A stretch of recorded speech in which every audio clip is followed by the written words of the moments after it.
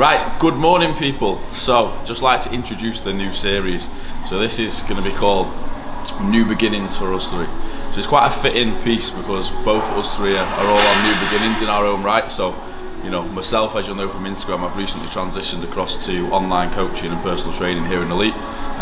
Robbie, obviously full bore, we're just getting started, aren't we, in Elite over here. And Jack, you know, he's up and coming in the supplement game, so it's quite fitting in that respect. So we've got from manufacturer perspective of actually making the supplements, Robbie from retailing them, and then myself who's actually like the end user who's going to, you know, roll them out to clients and actually take them myself. So from that perspective, it'll hopefully give you quite a good insight and a holistic view on like what those guys will be doing.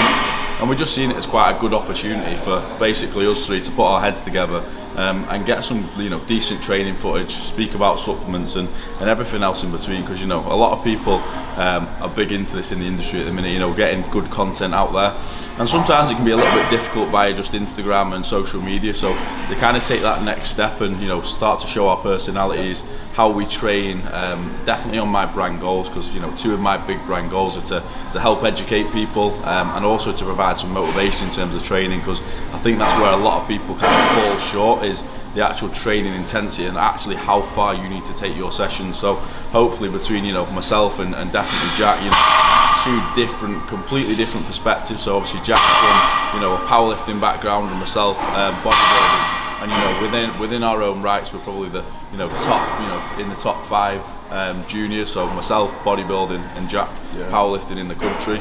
So it'll be quite good to see how, you know, our training philosophies kind of contrast between one another. So be good to get involved. And today we're going to be taking you through a leg section, and we'll see how they react to the volume and the intensity. But it's going to be different for the boys. So we'll see how they get on.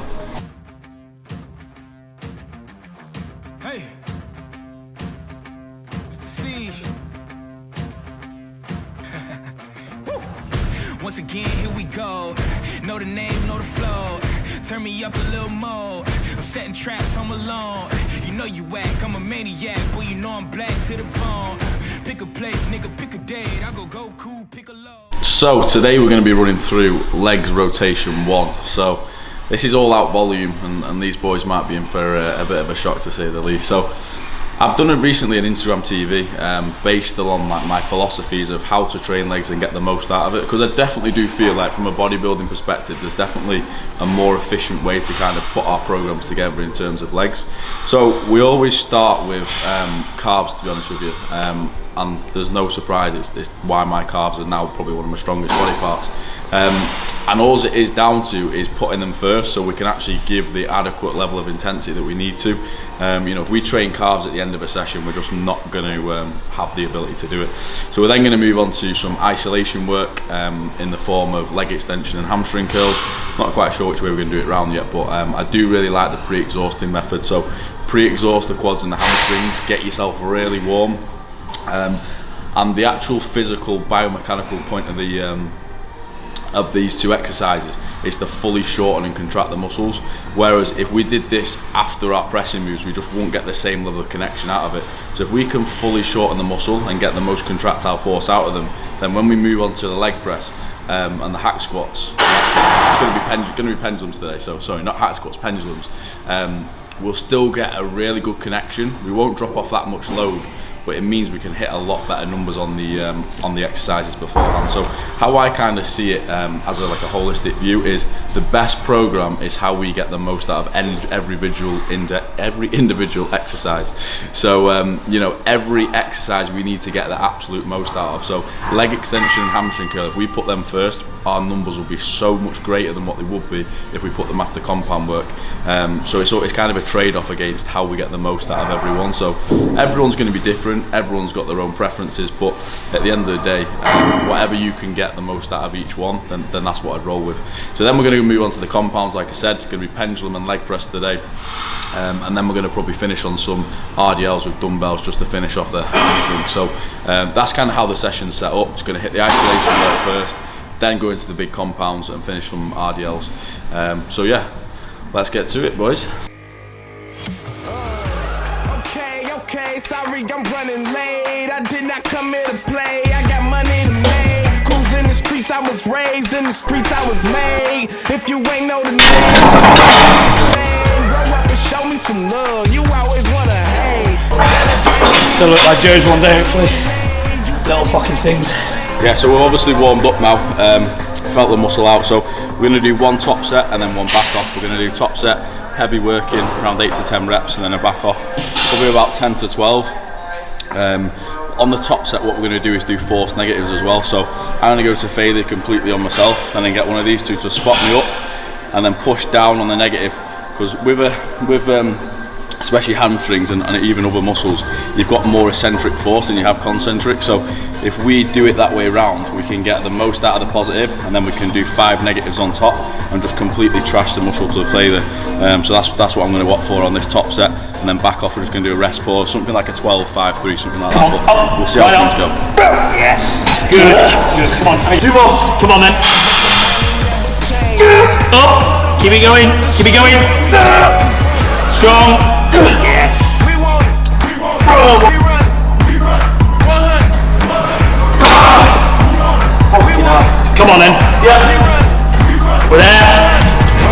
There we go then.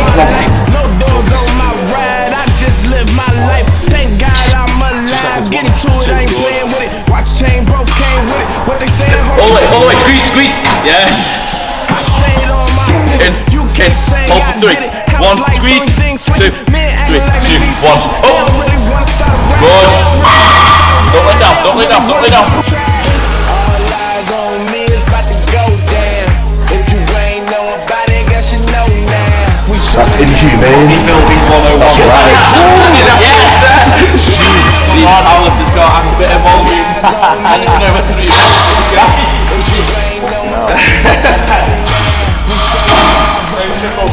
Innit, not a triple in sight, mate.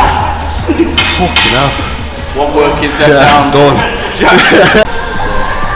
We usually do 10 deep breaths between rest pauses. It's timing it, so just gets it a little bit more consistent, so you know where you're at. But for these, we're going to do 2 muscle rounds. So how I work muscle round is a 5x5 method. So we're going to do 5 reps, not to failure. Then we're going to have 5 deep breaths and repeat that 5 times over. So it's a 25 rep set in total. But the beauty of this is we're going to use a weight that we probably hit 10 to 12 reps with and then go to failure. However, because we get these mini breaks in between, what it's going to allow us to do is extend that set from a 12 all the way up to a 25 rep set. So that's going to literally double the volume we're putting through our legs. And for me, using a heavy weight with a lot of volume is one of the probably biggest keys to make like your quads grow. And it's something I've done for a couple of years, and it's really paid off. And for me, like the leg extension, I'd pay so much pride in saying that is probably what has made my legs as separated as they are, to be honest with you. So if you haven't done it before, muscle round leg extensions with a band, you probably won't find a more painful set than this one.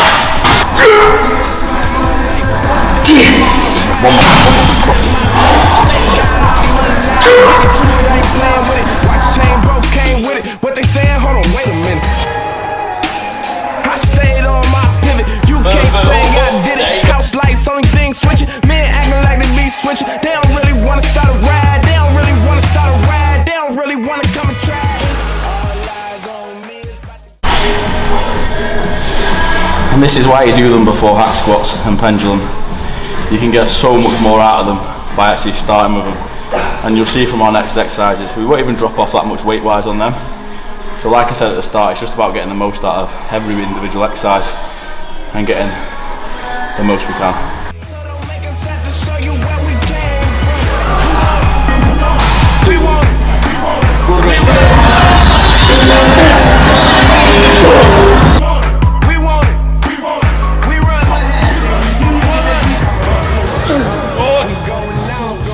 So for me, like the back off set is where the magic happens for legs when we take it to like the higher rep range. So on these sets you might have seen me doing before. What I'm going to do is 10 continuous reps, have a little breather, and then I'm going to go back into 5 dead stops. We're going to pause at the bottom, 1, 2, and then drive out the whole. Them last 5 reps would literally take your soul. So when you do the 10 continuous reps, I want to be at failure. And then when we go back in for the 5 reps, you just got to take it 1 rep at a time. Every rep should feel like your last, and by the end, I need like Jack to pull me out of the hole. But I think for me, that's how you should finish legs.